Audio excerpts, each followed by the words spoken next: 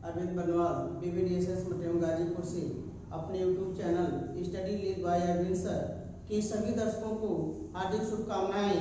आज इस वीडियो में फिजिक्स से संबंधित टॉपिक अल्टरनेटिंग करंट से संबंधित जब किसी प्रत्यावर्ती धारा परिपथ में शक्ति अथवा सामर्थ्य की चर्चा हो तो उसके बारे में हम अध्ययन करेंगे।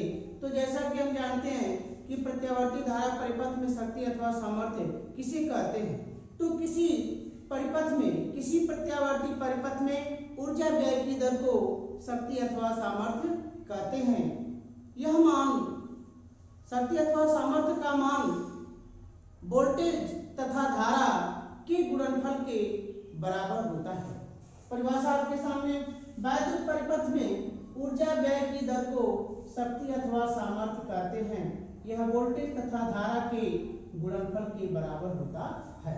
तो इसे हम इस रूप में लिख सकते हैं P = V × I। अब प्रत्यावर्ती धारा परिपथ में शक्ति अथवा सामर्थ्य की गणना हमको करनी है, तो इसके लिए दो टॉपिक हैं कि जब किसी परिपथ में केवल शुद्ध प्रतिरोध हो और दूसरा होता है कि जब किसी परिपथ में प्रेरकत्व तथा प्रतिरोध दोनों हो। तो टॉपिक हमारा है कि जब किसी परिपथ में केवल शुद्ध प्रतिरोध है, तो जैसा कि हम पिछले वीडियो में पढ़ चुके हैं कि जब किसी परिपथ में केवल शुद्ध प्रतिरोध हो तो प्रत्यावर्ती वोल्टेज तथा धारा समान कला में होते हैं। तो जब किसी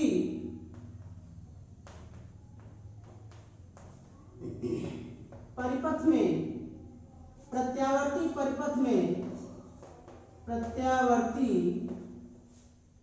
में केवल शुद्ध प्रतिरोध हो,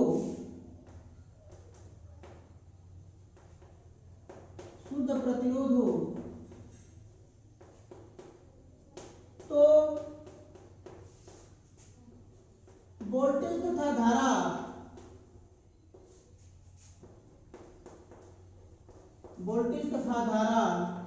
समान कला में होते हैं।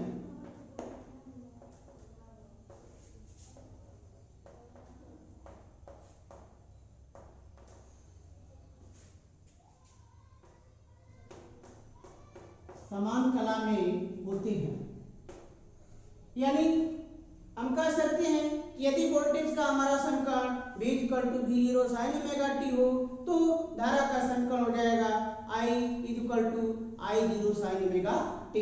तो यह हो जाएगा V = V0 sin ωt और धारा के लिए हो जाएगा कि I = I0 sin ωt। अब किसी क्षण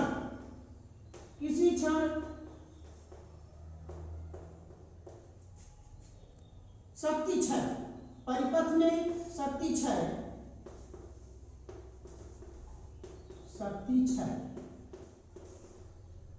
तो परिपथ में शक्ति क्षय यानी हम इसको लिख सकते हैं कि P बार, तो P बार = V × I। जैसा कि V = हमें मालूम है V0 sin ωt और I का मान मालूम है I0 sin ωt, तो दोनों मान हम रख देंगे। यह हो जाएगा V0 sin ωt × I0 sin ωt।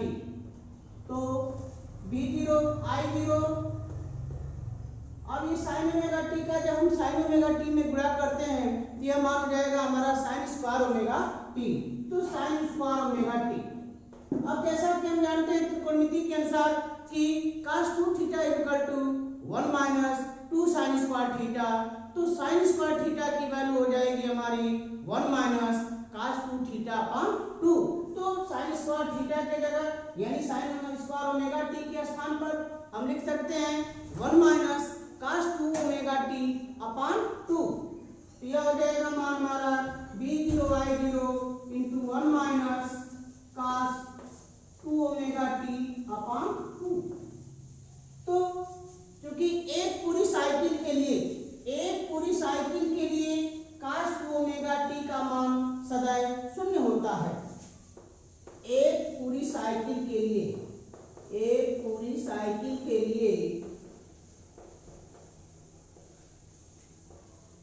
Cycle के लिए cos 2 ओमेगा टी का मान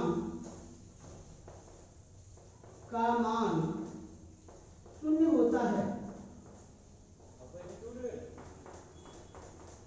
0 होता है। अतः P bar equal to V0 I0 upon 2, अर्थात इसको हम इस रूप में लिख सकते हैं V0 upon √2 into I0 upon √2। जैसा कि हम जानते हैं कि V0 upon √2 equal to VRMS, यानी VRMS equal to V0 upon √2 और IRMS equal to I0 upon √2। तो इसके स्थान पर हम लिख सकते हैं VRMS इंटू IRMS। तो यह हो गया हमारा फार्मूला कि जब किसी परिपथ में केवल शुद्ध प्रतिरोध हो तो शक्ति क्षय का मान VRMS इंटू IRMS के बराबर होगा। अब अगला टॉपिक हमारा कि जब परिपथ में प्रतिरोध R तथा प्रेरकत्व L दोनों हो, तो जैसा कि हम जानते हैं प्रत्यावर्ती धारा परिपथ में कि जब किसी परिपथ में अर्थात LR परिपथ में यानी प्रेरकत्व L और प्रतिरोध R दोनों हो तो प्रत्यावर्ती धारा वोल्टेज से पक्षगामी होती है, हाई कला पक्षगामी होती है। उस स्थिति में तो लिखेंगे कि जब किसी परिपथ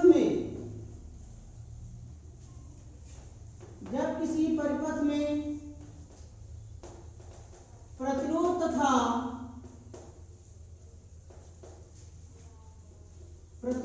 R तथा प्रेरकत्व L दोनों तो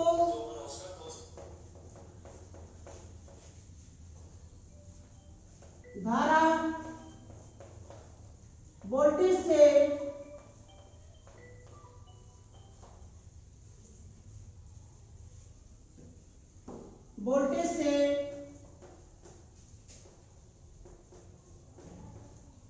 कला में हाई पक्षगामी होती है,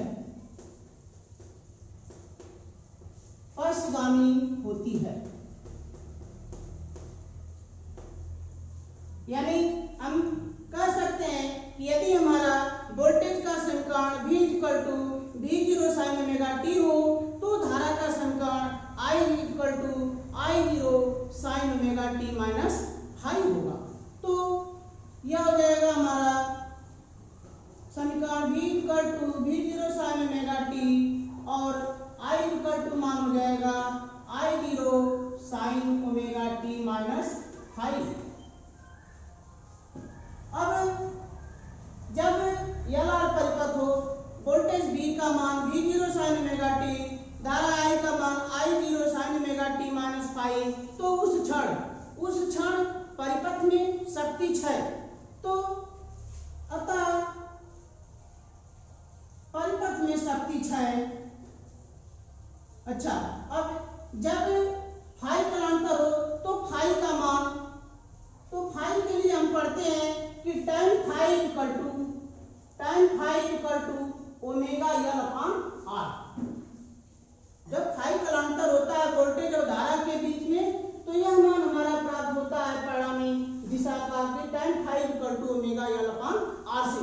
तो परिपथ में शक्ति क्षय, परिपथ में औसत शक्ति क्षय,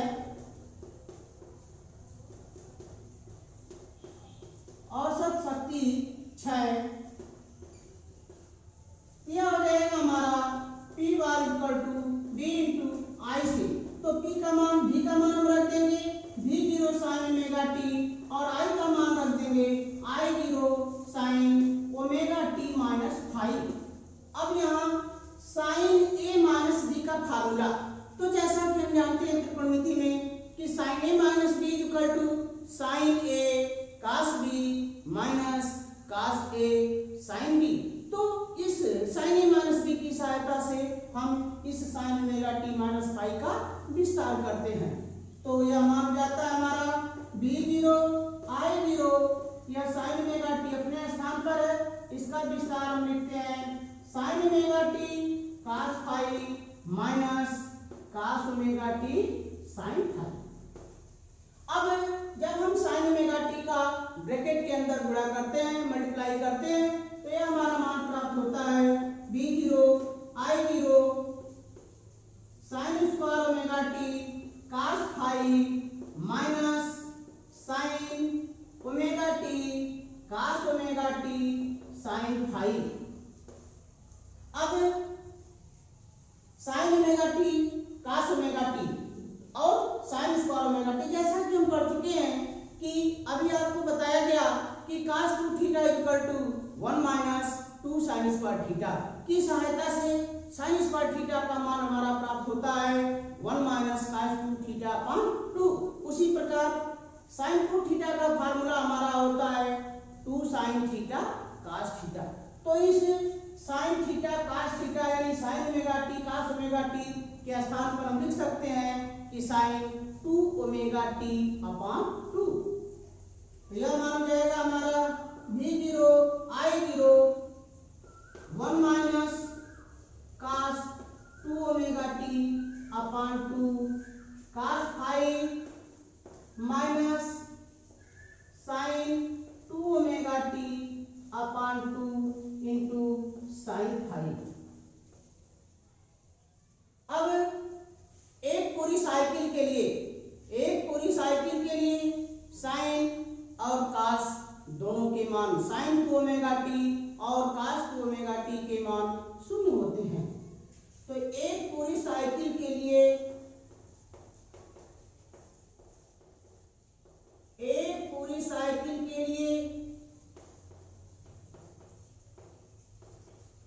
sin omega t sin 2 omega t तथा cos 2 ओमेगा t के मान शून्य होंगे,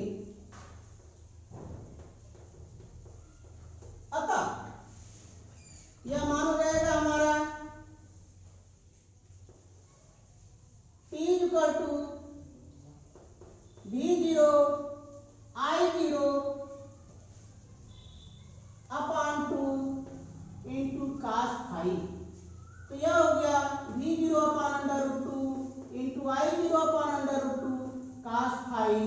v0 अपॉन अंडर रूट 2 को हम पढ़ते हैं vrms, I0 को हम पढ़ते हैं irms इंटू cos phi। तो यह हो गया हमारा फार्मूला t बार का यानी शक्ति क्षय का। अब vrms जैसा कि हम जानते हैं कि वेग वर्ग माध्य मूल, तो cos phi को हम कहते हैं परिपथ का शक्ति गुणांक। cos phi को कहते हैं परिपथ का शक्ति गुणांक। तो लिख देंगे cos phi को परिपथ का शक्ति गुणांक कहते हैं।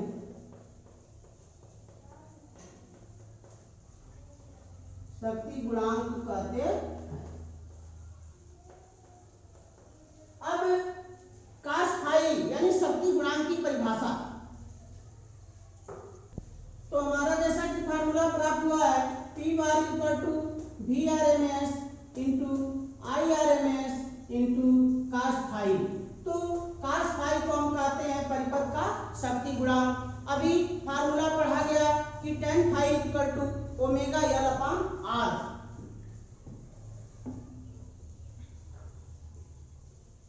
जैसा कि हम पढ़ते हैं त्रिकोणमिति में कि tan थीटा इक्वल टू लंब बटा आधार की सहायता से यह यदि कोण हमारा फाई हो तो ओमेगा l और r, तो हमारा कोण का मान हो जाएगा omega l whole square plus r square.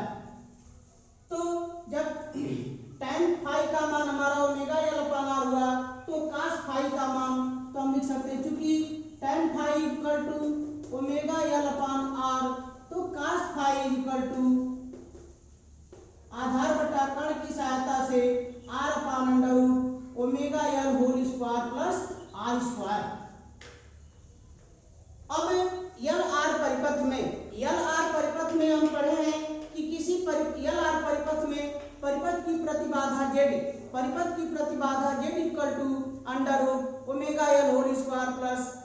Square, तो हम अंडर रूट ओमेगा या whole square plus R square के स्थान पर हम जेड लिख सकते हैं। तो यह मान हो जाएगा हमारा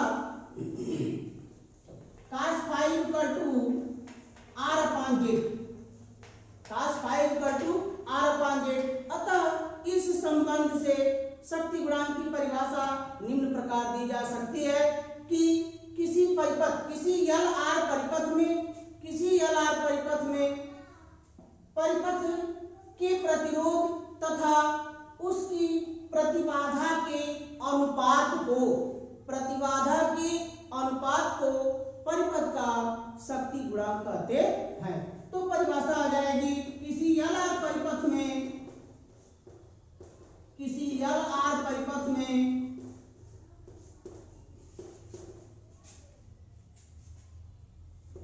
प्रतिरोध आर तथा परिपथ की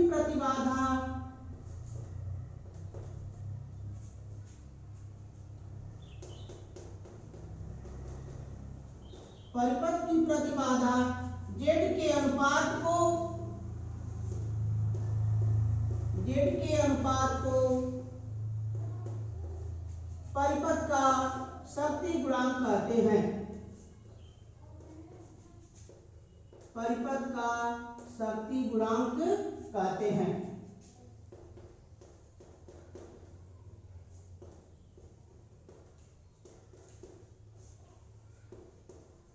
तो ये हमारा हो गया किसी भी एल आर परिपथ के लिए शक्ति गुणांक की परिभाषा कि किसी एल आर परिपथ में प्रतिरोध आर तथा परिपथ की प्रतिबाधा जेड के अनुपात को परिपथ का शक्ति गुणांक कहते हैं।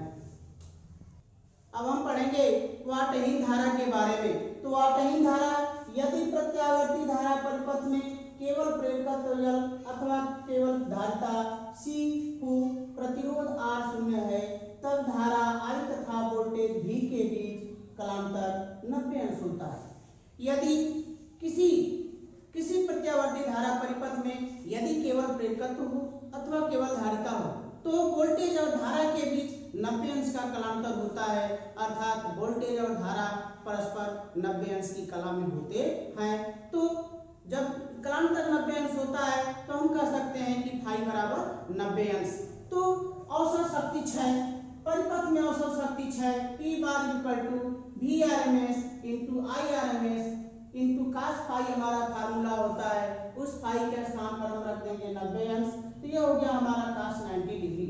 और जैसा कि हम जानते हैं त्रिकोणमिति में कि cos 90 अंश का मान होता है 0, और जब किसी राशि में 0 से गुणा करेंगे तो गुणनफल हमारा 0 प्राप्त होता है, तो औसत शक्ति हमारा 0 होगा।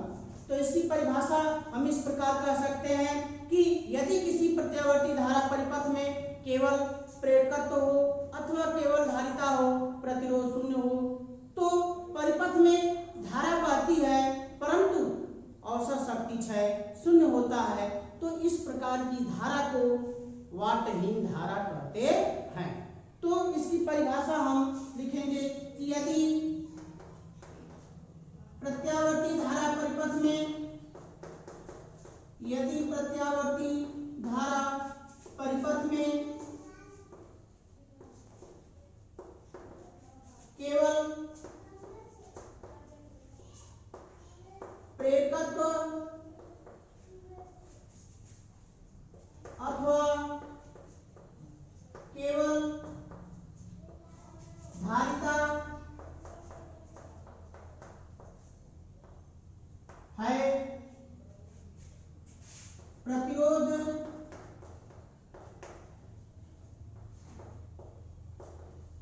शून्य है, तो यद्यपि परिपथ में धारा बहती है, परिपथ में धारा बहती है, परंतु शक्ति क्षय 0 होता है, परंतु शक्ति क्षय 0 होता है, शक्ति क्षय 0 होता है।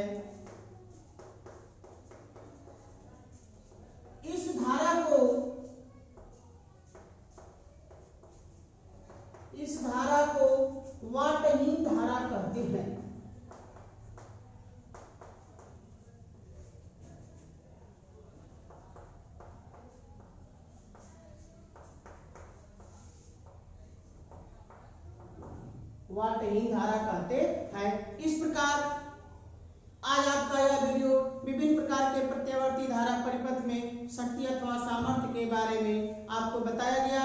इसमें जो भी कमियां हो उसे आप कमेंट करें तथा इसे लाइक तथा सब्सक्राइब करना न भूलें। बहुत बहुत धन्यवाद।